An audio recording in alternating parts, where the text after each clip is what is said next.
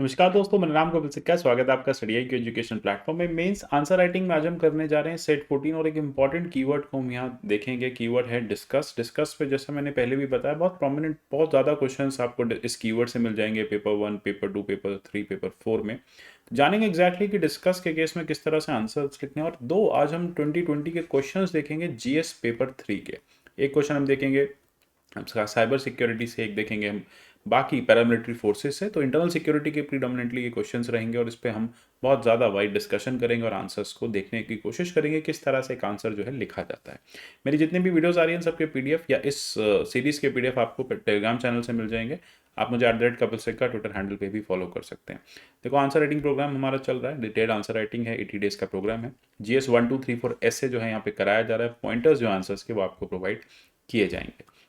Important keywords जो अभी तक हमने डिस्कस किए, critical analyse, elaborate, elucidate, examine, illustrate, then evaluate, then comment और डिस्कस। ये काफ़ी हम बहुत डिटेल में इनकी चर्चा कर चुके हैं, डिटेल में हम डिस्कशन कर चुके हैं। आज हम फिर से एक कीवर्ड की चर्चा करेंगे, वो है डिस्कस।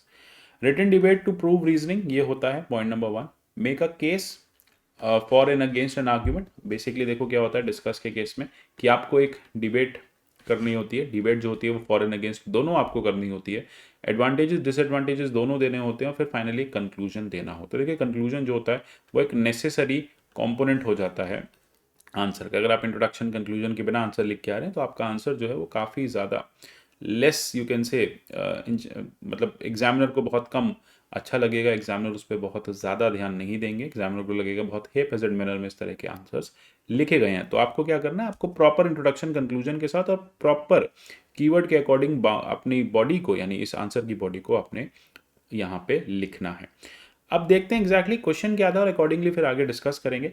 तो discuss different types of cyber crimes and measures required to be taken to fight the menace. ठीक है, आपको बताने हैं अलग अलग तरह के साइबर क्राइम्स। ये हो गया क्वेश्चन का पार्ट 1। पार्ट नंबर दूसरा आपको बताना है कि मेनेस क्या क्या है, मतलब क्या क्या प्रॉब्लम्स आ रही हैं साइबर क्राइम को फाइट करने, क्या इश्यूज हैं बेसिकली, क्या मेजर्स चाहिए आपको इस मेनेस को फाइट करने के लिए। सबसे पहले जानते हैं एग्जैक्टली साइबर क्राइम होता क्या है। देखो, एक डेफिनेशन आप देंगे, लगभग 20 वर्ड्स में आप बताएंगे कि क्या एक साइबर क्राइम की डेफिनेशन है। ऐसा कोई भी क्राइम जो साइबर के माध्यम से, इंटरनेट इंफॉर्मेशन कम्युनिकेशन टेक्नोलॉजी के माध्यम से, इंटरनेट के माध्यम से किया जाए, so that is basically called cyber crime. Any crime which is committed by using cyber resources is called as cyber crime. Now how to fight them. You can fight this menace through various mechanism. आप अलग अलग mechanism से fight कर सकते हैं, वो सारी चीज़ें डिस्कस करेंगे। दूसरी बात है कौन कौन से टाइप्स के साइबर क्राइम्स हैं, ये भी यहाँ पे हमें डिस्कस करना होगा। ठीक है, तो टाइप्स क्या हैं, स्टेप्स रिक्वायर्ड क्या हैं। जैसे कि आप देखेंगे फिशिंग, यहाँ पे मैंने आपको डेटा के साथ दिया हुआ है, स्टैटिस्टा से डेटा लिया हुआ है। नॉन पेमेंट, नॉन डिलीवरी है, ठीक है। उसके बाद एक्सटॉर्शन है, पर्सनल डेटा ब्रीच है, आइडेंटिटी थेफ्ट है, स्पूफिंग है, मिस रिप्रेजेंटेशन है। देन उसके बाद हनी ट्रैपिंग, जिसे हम कहते हैं ना, confidence, romance, fraud, Honey trapping हो जाती है। ये सारे जो है ये मोस्ट कॉमन है। देन उसके बाद अभी आप देख रहे हैं स्पाईवेयर वाले जो क्राइम्स हैं वो काफ़ी ज़्यादा हो रहे हैं। ठीक है, तो ऑनलाइन इस तरह के जो क्राइम्स हैं, साइबर क्राइम्स हैं, वो बढ़ते जा रहे हैं। अब प्रॉब्लम आ जाती है, बात आ जाती है कि इनको कैसे टैकल करें। टैकल करने के लिए हम देखिए मैसिव, और अच्छा, टैकल करने के लिए आपको इंडियन गवर्नमेंट के स्टेप्स को ही दिखाना होगा। Massive cyber security awareness campaign चलाना, डेटा प्रोटेक्शन लॉस को लेकर आना, 2019 से पेंडिंग पड़ा हुआ है। ने इस्टेब्लिश करना national critical information infrastructure protection centre को। फिर एक मैंडेट कर देना साइबर सिक्योरिटी की रिपोर्ट्स, कोई भी साइबर सिक्योरिटी ब्रीच होता है, कोई भी उसको लेके इश्यूज होते हैं, सर्ट को मैंडेटरी आपको बताना पड़ेगा। फिर साइबर स्वच्छता केंद्र चलाना, ठीक है, बॉटनेट क्लीनिंग, मैलवेयर एनालिसिस चलाना।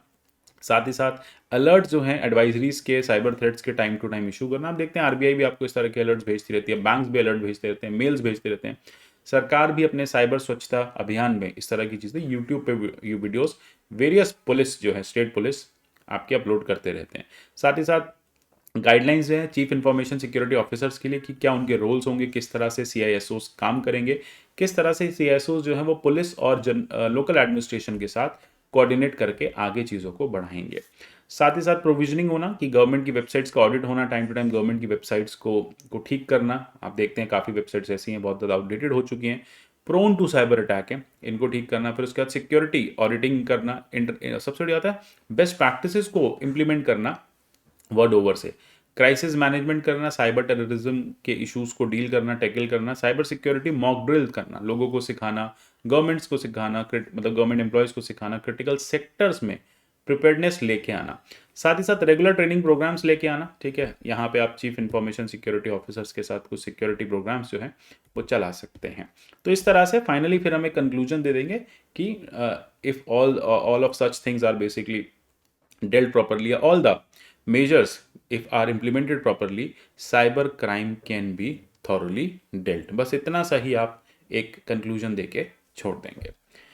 आशा करता हूँ क्वेश्चन क्लियर हो गया होगा। 2020 का ही क्वेश्चन है। एक और क्वेश्चन देख लेते हैं। Analyse internal security threats and trans border crime along Myanmar Bangladesh Pakistan borders, यानी एलओसी के आसपास। अच्छा, पहला टर्म है एनालाइज करना है, तो यहाँ पे आपको ये बताना है कि कैसे कैसे थ्रेट्स हैं।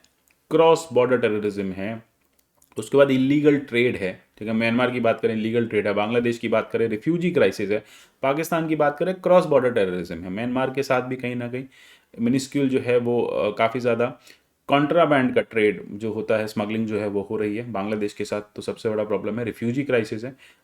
ये तो आप इंडिविजुअल बॉर्डर्स के साथ बताएंगे कि क्या क्या हमारे इश्यूज एंड क्राइसिस हैं। देखो यहाँ पे आपकी डिस्प्यूटेड बाउंड्री है, उसको लेके इश्यूज हैं। बांग्लादेश के साथ ओपन बाउंड्रीज हैं, उसको लेके इश्यूज हैं। म्यांमार के साथ भी कहीं ना कहीं ओपन बाउंड्रीज हैं।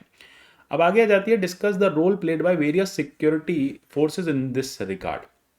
आपको डिस्कस करना है अलग अलग सिक्योरिटी फोर्सेस के रोल, ठीक है। आपको सीआरपीएफ का रोल यहाँ पे डिस्कस करना होगा, आपको आईटीबीपी का रोल डिस्कस करना होगा, ठीक है। इसके बारे में आपको ज्ञान होना चाहिए। साथ ही साथ आपको बीएसएफ का रोल डिस्कस करना होगा, कैसे ये पैरामिलिट्री फोर्सेस जो हैं यहाँ पे काम कर रही हैं as a first second line of defence after army. Army जो है वो फर्स्ट लाइन ऑफ डिफेंस देती है, फिर सेकंड लाइन ऑफ डिफेंस में ये सारी ऑर्गेनाइजेशंस जो हैं, सशस्त्र सीमा बल है, एसएसबी है, तो ये सारी ऑर्गेनाइजेशंस आपको बहुत थॉरोली डिस्कस करनी होगी। आसाम राइफल्स के बारे में आपको बताना होगा, क्योंकि यहाँ पे वैसे तो बांग्लादेश है तो आसाम राइफल्स बहुत नेसेसरी हो जाता है, म्यांमार है तो आपको बाकी जैसे बीएसएफ नेसेसरी हो जाता है, पाकिस्तान बॉर्डर है तो बीएसएफ नेसेसरी हो जाता है, फिर सेंट्रल रिजर्व पुलिस फोर्सेस जो हैं वो नेसेसरी हो जाती हैं। सारी चीज़ें आपको बहुत डिटेल में डिस्कस करनी है।